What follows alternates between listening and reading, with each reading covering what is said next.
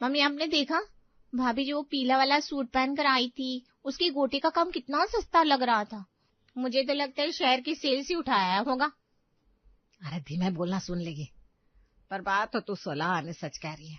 और वो जो बेडशीट आई है मायके से, रंग ऐसा है जैसे किसी ने होली खेल के छोड़ दी हो।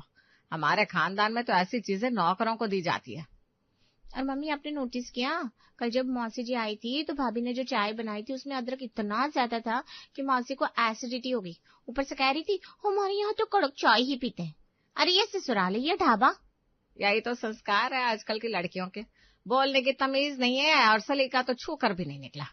कल शाम को देख रही थी, अलमारी में कपड़े ऐसे ठूस रखे थे जैसे कोई कबाड़ी की दुकान हो। मेरे बेटे को तो बस शक्ल देखकर पसंद आ गई, वरना मैं तो कभी इस रिश्ते के लिए हाँ ही नहीं करती। मम्मी शक्ल से भी कौन सी अफसर है, वो तो मेकअप की परतें हैं। कल सुबह जब वो बिना तैयार हुए उठी थी ना, मैं तो पहचान ही नहीं पाई। मुझे लगा घर में कोई नया काम करने वाला लड़का आया है। पर सच कह रही है। और सुन, वो जो गहने पहन के घूमती है ना, मुझे तो शक है सब आर्टिफिशियल है। चमक ऐसी है, आंखों में चुभती है। मुझे पूरा यकीन है इसकी माँ ने सारा नकली माल ही दिया है। नताशा का हाथ चाय की कितली पर था जब ठंडी हो चुकी थी, लेकिन उसका खुद का खून खौल रहा था। उसने सोचा था कि वो अंदर जाकर उन्हें करारा जवाब दे, पर फिर उसने एक गहरी सांस ली और मन ही मन सोचा, अच्छा तो मैं काम करने वाला लड़का लगती हूँ और मेरे गहने नकली है। ठीक है सासू माँ, अब शांति निवास में असली शांति मैं लाऊंगी। नताशा ने चाय के कप ट्रे में सजाए और जानबूझकर जोर से पायल खनकाते हुए दरवाजे की तरफ बढ़ी। अंदर फुसफुसाहट अचानक बंद हो गई और सन्नाटा पसर गया, वैसा ही सन्नाटा जो बिल्कुल किसी बड़े तूफान के आने से पहले होता है। अरे बहू तुम? जी माँ जी, आप तो ऐसे चौंक रही है जैसे कोई भूत देख लिया हो। भूत तो नहीं, पर चुड़ैल जरूर देख लिया। ननद जी कुछ कहा क्या आपने? नहीं भाभी कुछ नहीं, आप बताइए कैसे आई, कुछ काम था मुझसे? मम्मी जी लगता है आप लोग बहुत गंभीर चर्चा कर रहे थे, शायद मैंने डिस्टर्ब कर दिया। मैं तो बस चाय लेकर आई थी आप दोनों के लिए। कमला देवी और पिंकी एकदम सकपका गई। पिंकी ने तुरंत बात पलटी। हाँ, अरे नहीं भाभी, हम तो बस वो आपके भाई की शादी की बात कर रहे थे। वैसे भाभी खाली चाय अच्छी नहीं लगती, जब आई हो तो लगे हाथ 3-4 समोसे भी तल लाओ, थोड़ा चटपटा खाने का मन है।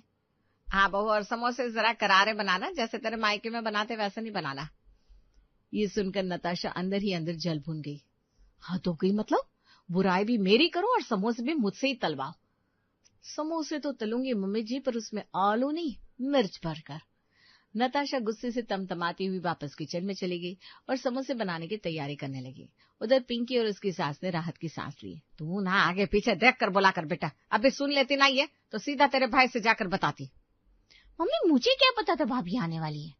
अरे तभी तो कहती हूँ दीवारों के भी कान होते हैं, सोच समझ कर नहीं, देख सुनकर बोला कर। अब चुप हो जा, फिर आती होगी।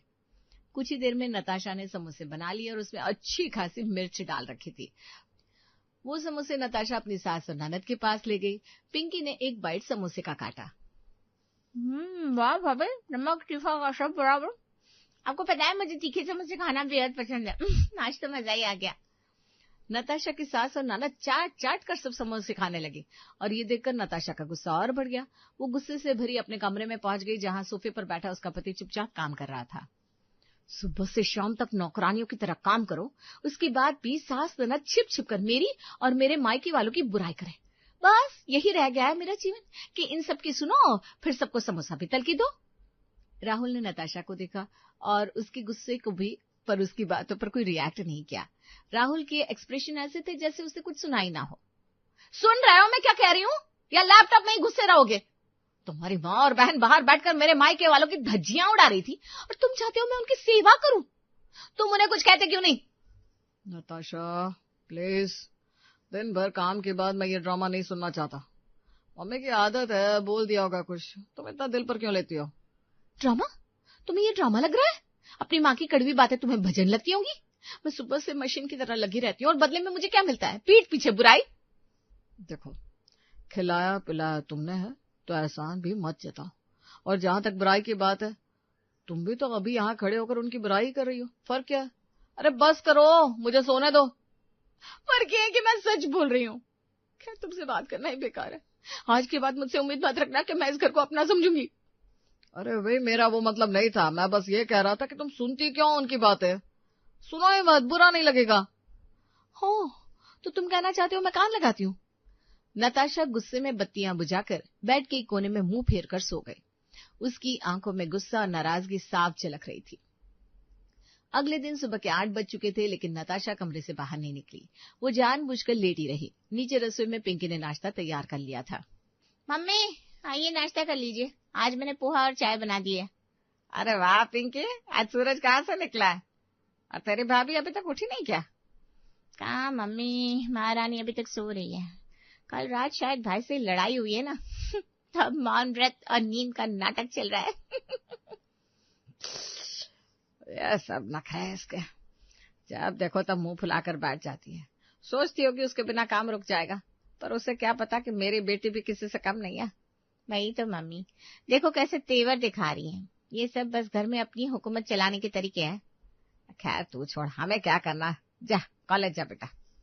धीरे धीरे ऐसे ही वक्त तेजी से आगे बढ़ने लगा। सास ननद का जो काम था वो कर रही थी। ननद अपने ननद पने से बाज नहीं आ रही थी। मुंह भर भर के भाभी की चुगलियां किए बिना उसे चैन कहाँ था।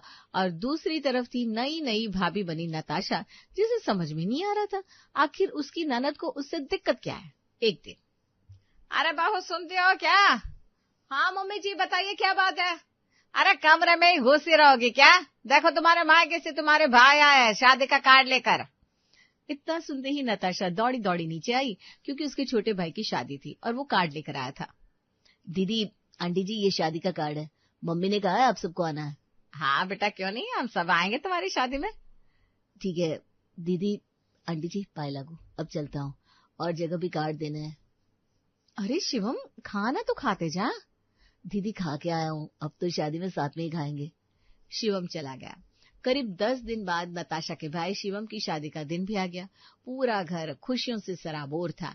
नताशा, उसकी सास, ननद सहित सब मेहमान आ गए, लेकिन कमला देवी और उनकी बेटी पिंकी का ध्यान शादी की खुशियों से ज्यादा गलतियां निकालने पर था। जैसे ही वो लोग शादी के वेन्यू पर पहुंचे, दोनों ने अपनी जासूसी नजरें घुमाना शुरू कर दिया। शादी का पंडाल सुंदर सजा था, पर कमला देवी और पिंकी एक कोने में सोफे पर जम गई और आने जाने वाले मेहमानों का मुआयना करने लगी। माँ जरा नताशा के मामा की बहू को देखो, कैसा भड़कीला गाँव जैसा लहंगा पहना है, गहने भी सब नकली। नताशा भाभी तो बहुत गुणगान गाया करती थी, इतनी अमीर है, ये है वो है। अरे यही तो है ना, दूर के ढोल सुहावने ही हुए। तू जरा खाना देख, मैंने सुना है हलवाई शहर से आया है। नताशा तो बड़ी तारीफ कर रही थी कि बहुत अच्छा इंतजाम है, पर मुझे तो सब फीका ही लग रहा है। कहने को शहरी पकवान है, लेकिन सब बेस्वाद। जब खाने का समय हुआ तो दोनों प्लेट लेकर बुफे की तरफ बढ़ी। नताशा अपनी सहेलियों के पास ही खड़ी थी। उसने देखा कि उसकी सास और ननद कुछ फुसफुसा रही है। वो थोड़ी करीब आई तो उसे उनकी आवाज साफ सुनाई देने लगी। छी माँ, ये पनीर की सब्जी देखो, सारा तेल तैयार है, और ये रोटियां कितनी सख्त है, जैसे रबड़ चबा रहे हो। सही कह रही है पिंकी, मुझे तो लगता है नताशा के मायके वालों ने बजट बचाने के चक्कर में क्वालिटी से समझौता कर लिया। ऐसा खाना तो हमारे यहाँ नौकरों की शादी में भी नहीं होता। और वो देखो नई बहू को, दुल्हन का जोड़ा तो ऐसा लग रहा है जैसे चांदनी चौक की किसी सस्ते सेल से उठाया हो। नताशा तो कह रही थी बड़ा महंगा डिजाइनर पीस है, सब डिजाइनर कपड़े लिए। जैसे हमें फंसाया ना, वैसे लगता है बेचारी दुल्हन को भी रास्ते का माल डिजाइनर कहकर चिपका दिया होगा। नताशा ने जब ये बातें सुनी तो उसका खून खौल उठा। हद हो गई, इन्हें बारात में आकर भी चैन नहीं है। घर पर तो मेरी बुराई करती रहती थी, अब मेरे मायके की खुशियों में भी जहर घोल रही है। खाना इतना लजीज बना है, सब तारीफ कर रहे हैं, पर इन दोनों की जुबान से कभी कुछ अच्छा निकल ही नहीं सकता।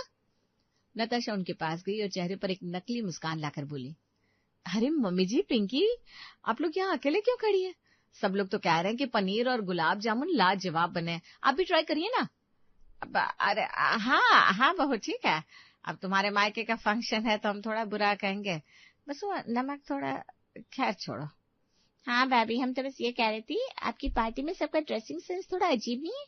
इतने भड़कीले कपड़े कौन पहनता है आजकल? इतना कहकर चुपचाप नताशा की सास और ननद वहां से खिसक ली। भाई की शादी के बाद अब नताशा खुद एक ननद बन चुकी थी। एक दिन नताशा अपने कमरे में सोफे पर पैर पसाकर बैठी अपनी मम्मी को फोन लगा रही थी। उसे याद ही नहीं रहा कि घर में उसकी अपनी सास और ननद पिंकी भी मौजूद है। Hello mummy. क्या कहा? बुआ जी ने खाने पर बुलाया दोनों को? ठीक है, जाने दे, लेकिन ढंग की साड़ी पहनाना उन्हें। देखा है ना कैसे अजीब सी साड़ियां लेकर आई है अपने मायके से। वो साड़ी पहनकर जाएगी तो हमारी नाक ही कट जाएगी। सच में भाभी का मायके वालों ने जरा भी नहीं सोचा। हमने सब डिजाइनर कपड़े दिलाए और वो लोग जैसे सेल से सस्ता माल उठाकर ले आए। मुझे तो इसका सोफा भी एक ढेले का नहीं लगा, ऐसा लग रहा है पुराना ही पॉलिश करवा के दे दिया। अरे सोफा क्या, सारा सामान ऐसा लग रहा है जैसे सेकंड हैंड दे दिया। हम तो फंस गए बस। अब क्या करे बेटा, अपने दिल की तुझे बता रही हूँ। सही कह रही हो मम्मी। और शिवम को देखो, एक शब्द ना बोला गया अपनी वाइफ से। यही है ना बेटा, पैदा किया पाला पोसा, आज एक दिन में बेटा पराया हो गया। नताशा की अपनी माँ उषा देवी से हो रही ये बातचीत अब उसी ढर्रे पर चल पड़ी थी जिसके लिए वो अक्सर अपनी सास को कोसा करती थी। नताशा के कमरे का दरवाजा आधा खुला था और पिंकी बाहर गैलरी में खड़ी अपनी भाभी के बदले हुए सुर सुनकर दंग रह गई। और मम्मी मैं क्या कह रही थी, विदाई के टाइम आपने शिवम के ससुराल वालों का बर्ताव देखा?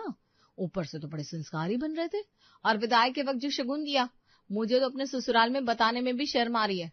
अरे झूठ बोलना पड़ा मायके की इज्जत बचाने को। आपको तो पता ही है ना। पता नहीं इस पिंकी को क्या बैर है मुझसे, वैसी ताक में रहती, कोई मौका मिले तो मेरा और मेरे मायके वालों की हंसी उड़ाए। सही कह रही है नताशा, अच्छे को कहाँ अच्छा मिलता है। मेरी सीधी सादी बेटी को ऐसी चालाक तेज तर्रार ननद मिल गई, और एक हमारी बहू है। ननद तो उसे मिली है, अरे सीखना चाहिए तेरी ननद को तुझसे। अच्छा मम्मी, भाभी के गहनों का रंग कुछ अलग नहीं लगा? सोने की चमक कम और पीतल का मुलम्मा ज्यादा लग रहा है। अब कुछ कहना मत, लेकिन वो लोग ऐसी ओछी हरकत करेंगे मैंने सोचा नहीं था। अरे क्या करे बेटा, यही है ना, हम तो फंस गए। बेटा तो गया और हम कुछ बोल भी नहीं पा रहे। नताशा की माँ उषा देवी अपनी बेटी से बहू और उसके घर वालों की बुराई में लगी हुई थी। तभी दुल्हन ने दरवाजा खटखटाया। कौन? माँ जी मैं हूँ, नाश्ता लाई थी। नताशा तो फोन रख, वो आ गई है, सुनेगी तो कहेगी हम बुराई कर रहे हैं, बिना बात बुराई मिल जाएगी। इतना कहकर उषा देवी ने फोन काट दिया। वहीं पिंकी भी अपनी भाभी की बातें सुनकर हंसती हुई चली गई। एक सप्ताह बाद फिर नताशा ने काम से फ्री होकर अपनी मम्मी को फोन लगाया। और बताओ मम्मी, नई भाभी कैसी है? घर का कामकाज संभाल लिया या अभी भी मेहमान बनी बैठी है?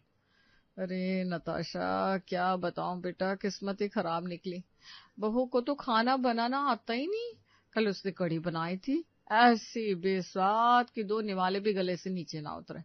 ऊपर से शिवम को तो पता नहीं क्या हो गया है, अपनी पत्नी के पल्लू से बंधा रहता है। मैं कुछ कहूं तो फौरन उसका पक्ष लेने लगता है। ये तो होना ही है ना मम्मी, नई नई आई है, अपना जादू चला रही है। पर आप ढीली मत पड़ना, ये लड़कियां पहले रसोई बिगाड़ती है और फिर धीरे धीरे बेटा छीन लेती है। पिंकी बाहर खड़ी से सुन रही थी। उसे याद आया कैसे नताशा भाभी अपनी शादी के वक्त कहती थी कि सास और ननद को बुराई के अलावा कुछ नहीं सूझता, लेकिन आज वही नताशा भाभी अपनी सगी भाभी के लिए वही सब बातें कर रही थी। गजब है, कल तक भाभी शिकायत करती थी कि मेरी मम्मी उनके मायके की बुराई करती है, और आज खुद फोन पर अपनी भाभी के मायके की धज्जियां उड़ा रही है। यानी गलती किसी की नहीं होती, बस कुर्सी बदलती ही इंसान की नीयत बदल जाती है। जो कल बहू बनकर दुखी थी वो आज ननद बनकर वही जहर उगल रही है। वही नताशा अपनी बातों में इतनी मशगूल थी कि उसे एहसास ही नहीं हुआ कि उसके शब्द अब उसी सास ननद वाली राजनीति का हिस्सा बन चुके हैं जिससे वो नफरत की निगाह से देखती थी। मम्मी बस ध्यान रखना कि शिवम उसके वश में ना जाए। खाने में कमी निकालती रहना, वरना ये सिर पर चढ़ जाएगी। अगले हफ्ते में आऊंगी तब मिलकर उसके अच्छे से खबर लेंगे। उषा देवी ने हामी भरी। उधर पिंकी वहां खड़े खड़े मन ही मन बोली, दुनिया गोल है, आज जो शिकार है कल वही शिकारी बन जाता है। पिंकी से रहा न गया तो वो कमरे के दरवाजे पर आकर खड़ी हो गई। उसने नताशा की पूरी बात सुन ली थी। नताशा जैसे ही फोन रखकर पलटी, सामने पिंकी को मजाकिया मुस्कान के साथ पाया। अरे वाह भाभी, सुर बदल गए। कल तक तो आप मम्मी और मुझे कोसती थी कि हम गॉसिप करते हैं। भैया से कमरे में रोज लड़ाइयां करती थी कि उनकी बहन आपको यह सच होने नहीं दे रही। और अब आप क्या कर रही हैं? आज अपनी भाभी के कपड़े, खाना, गहने सब का पोस्टमार्टम कर रही है। ये तो वही बात हुई ना, आपका कुत्ता टॉमी, हमारा कुत्ता कुत्ता। अरे वो पिंकी, वो अलग बात है, वो सच में, मैं बस कह रही थी, बुराई थोड़ी ना की। कुछ अलग नहीं है भाभी, अब समझ में आया कि हम दोनों माँ बेटी दिन भर क्या करती थी। दरअसल हर ननद को अपनी भाभी के सामान में खोट नजर आता है और हर बहू को लगता है कि उसकी ननद चुगलखोर है। जब तक आप बहू थी आप पीड़ित थी, अब आप ननद बनी तो आप प्रेडिएटर, शिकारी बन गई। रात को डाइनिंग टेबल पर, मम्मी जी आज मुझे एक बहुत बड़ा ज्ञान प्राप्त हुआ है। पिंकी ने मेरी आंखें खोल दी। उसने तेरी आंखें खोल दी? उसमें इतना दिमाग कब से आया? नहीं, ज्ञान यही है कि चोर चोरी से जाए, हेरा फेरी से ना जाए। कोई ननद ऐसी हो ही नहीं सकती कि माँ के साथ मिलकर भाभी की चुगलियां ना करे। ये रिश्ता है ही खट्टा मीठा। ननद को भाभी में खोट ना दिखाई दे, ये हो ही नहीं सकता। मतलब तेरी भाभी भी तेरी तरह है क्या? उसके मायके से भी सब ऐसा ही सेकंड हैंड सामान आया है? मम्मी जी आप फिर से शुरू हो गई। ये सुनकर सब जोर से हंस पड़े। नताशा समझ गई थी कि ये गॉसिप कभी पूरी तरह खत्म नहीं होगी, क्योंकि ये सास बहू ननद के रिश्ते का नमक मिर्च है। नताशा ने समोसे की प्लेट आगे बढ़ाते हुए कहा, मम्मी जी ये लीजिए करारे समोसे। अब चाहे इसकी बुराई कीजिए या बढ़ाई, खाना तो आपको इसी बहू के हाथ से मेरे मायके से आए उसी सेकंड हैंड सोफा सेट पर बैठकर खाना है। रिश्ता चाहे ननद भाभी का हो या सास बहू का, चुगलियां और ताने तब तक ही चुपते हैं जब तक उन्हें दिल से लगाया जाए। और फिर वो ननद ही क्या, जिसे भाभी की सारी बातें भा जाए, है ना?